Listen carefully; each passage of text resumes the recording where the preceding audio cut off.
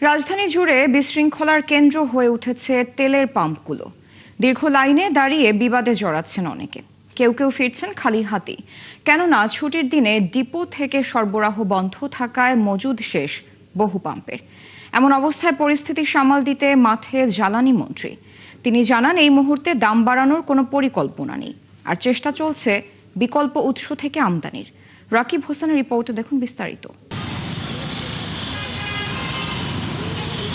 রাজধানীর বড় ফিলিং স্টেশনগুলোতে যখন তেল সরবরাহে ব্যস্ততা, তখন চারপাশে ব্যারিকেড দিয়ে ভেতরে অলস সময় পার করছেন আগারগাঁওয়ের এই পাম্পের কর্মীরা। তবুও ভিড় জমাচ্ছেন জ্বালানি তেলের গ্রাহকরা। তাদের অভিযোগ, বাড়তি মুনাফার আশায় বন্ধ রাখা হয়েছে সরবরাহ।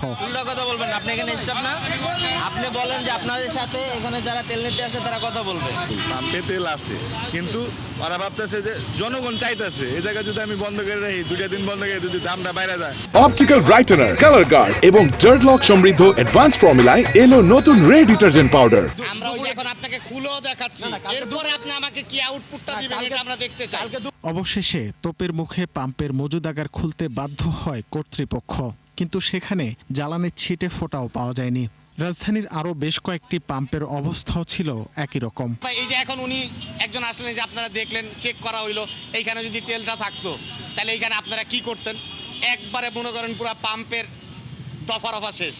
মিরপুর 12 থেকে এই পর্যন্ত আসছি, সকল পাম্প বন্ধ করে রাখছে। কালকে সোহাগে আমি 1 ঘন্টা ছিলাম, পরে নামাজের টাইম হয়েছিল, চলে আসছিলাম।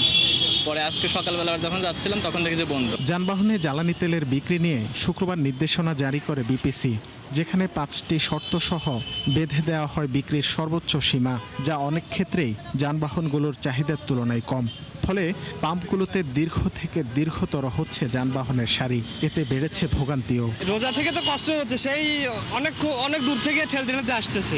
আমার লাইফে কখনো এরকম লম্বা সিরিয়াল দেয়নি, এই ফার্স্ট। যাদের গ্যাসের গাড়ি তাদের তো হিসাব আলাদা, আর আমাদের তো পুরাই তেলের গাড়ি, তেল তো নিতেই হবে, তেল ছাড়া তো আমরা চালাইতে পারবো না। এখন তো ম্যান্ডেটরি রিসিট দেওয়াটা, এই রিসিটটা যখন পরের তেল নিবে, যে পাম্পে যাবে এই রিসিটটা রেখে দিবে, নতুন করে রিসিট দিয়ে দিবে। এদিকে মন্ত্রী জানান, সংকটের এই সময়ে যেন কারসাজি না হয়, সেজন্যই এমন সিদ্ধান্ত নেওয়া হয়েছে।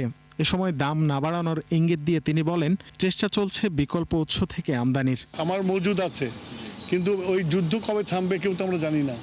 তা আগে থেকে আমার ঘর ঠিক করতে হবে না, সঞ্চয়তে রাখতে হবে না, সেই জন্য আমরা এই সঞ্চয়টা করছি। আমাদের আরও 2 ভ্যাসেল আসছে 9 তারিখে, সুতরাং আমাদের যে শর্টেজ পড়ার কোনো সুযোগ নাই। বর্তমানে মোটরসাইকেলে সর্বোচ্চ 2 লিটার, প্রাইভেট কারে 10 লিটার, মাইক্রোবাসে 25 লিটার এবং দূরপাল্লার গণপরিবহন কিংবা মালবাহী ট্রাকে 220 লিটার জ্বালানি তেল বিক্রির নির্দেশনা রয়েছে। রাকিব হোসেন, 71, ঢাকা।